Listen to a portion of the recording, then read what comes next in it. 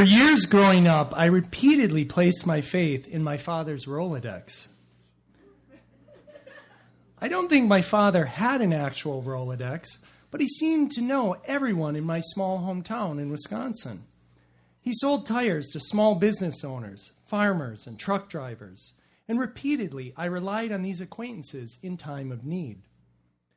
When I was 14 years old, my father secured my first summer job at Rank Seed, a corn research company. I was a field hand, laboring outside in all the elements. Agriculture was the only job a kid under 16 could get.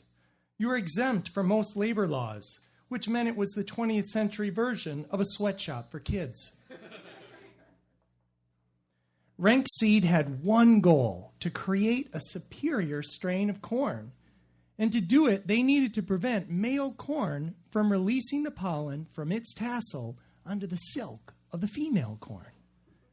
My job, along with hundreds of other teenagers, was to remove the tassel from each male corn stalk by hand and throw it on the ground.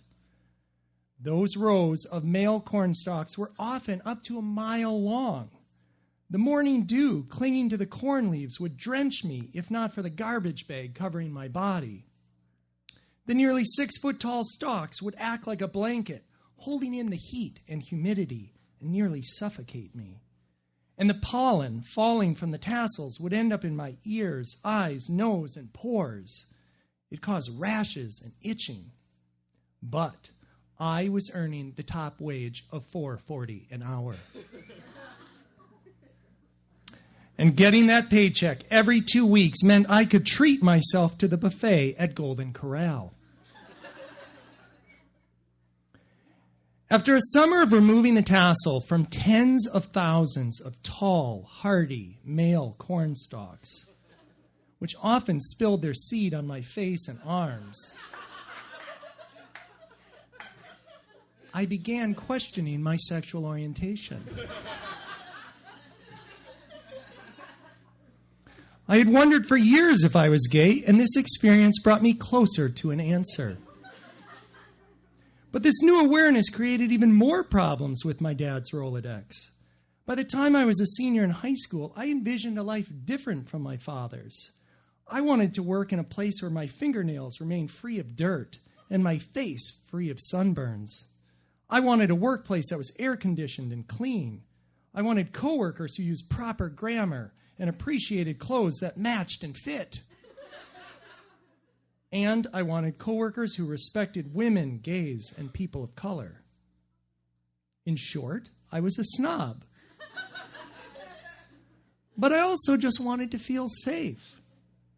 By the time I graduated from high school, I hoped my years of summer field work were over.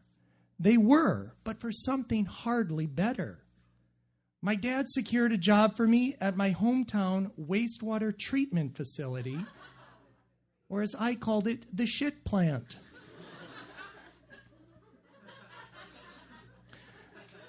My coworkers were a bunch of middle-aged, burly, sexist, and racist townies. Their passion seemed to be going out drinking and reminiscing over high school exploits that likely never happened. I could not have felt more uncomfortable, especially since one of my coworkers suspected I was gay. He was married and would pull down my sweatpants to reveal me in my surprisingly ungay tighty-whities. He did this almost all summer. I eventually caught on and secured my sweatpants with a second shoelace. When that foiled him, he took to more disturbing behavior. Like the time I was kneeling on the floor cleaning paintbrushes, and he approached me with his eyes half shut and his mouth agape and asked if I'd ever sucked a guy's cock.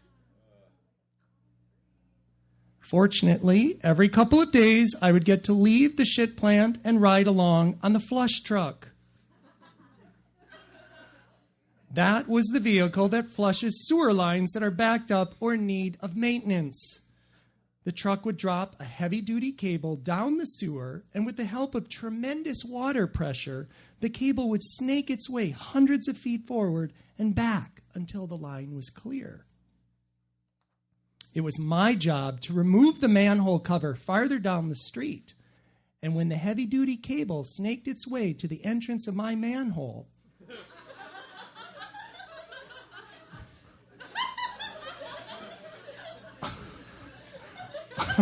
this was my job, folks. I was expected to signal that the cable could now be withdrawn. This all sounds very gay, and maybe that's why my dad thought I would like it.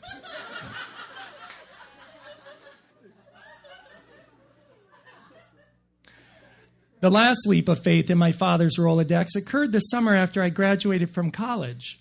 I had returned to my hometown for the summer to live with my parents and save money before going overseas in the fall. By this time, I had finally come out as a gay man to myself and my family. More than ever, I wanted an office job that drew on my writing and organizational skills. I applied with several temp agencies for secretarial jobs, but was told that they had no openings or needed someone with more experience. With my options dried up, my father came to the rescue. He had lined up a job for me. I would be stocking cheese products in grocery stores in southern Wisconsin.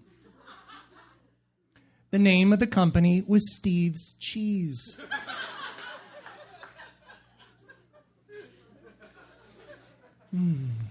Let's just say things at Steve's Cheese weren't much better. Thankfully, my misery ended 2 months later when I went overseas. Today, I'm grateful for the experience of those jobs. They taught me to endure things I didn't like, and they helped me respect people who work in some of the harshest conditions.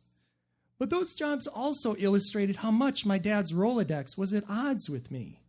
He wanted to do right by me, but it was impossible given the world he moved in. His world was macho and tough, placing more emphasis on brawn than brain. This mismatch only heightened my sense of isolation and difference.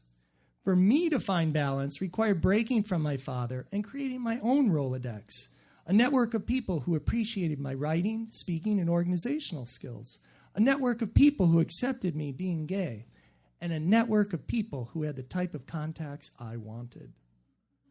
Today, I've achieved my goal of working in a clean, air-conditioned workplace with open-minded coworkers. One of them is here tonight. I get to utilize my skills and be out at the same time. I landed this job and the 5 like it before by building a network of my own. It took patience and determination, and hopefully it will bear fruit for years to come. But I also must remind myself that my Rolodex is no better than my father's. It's just different. Sean Whirley.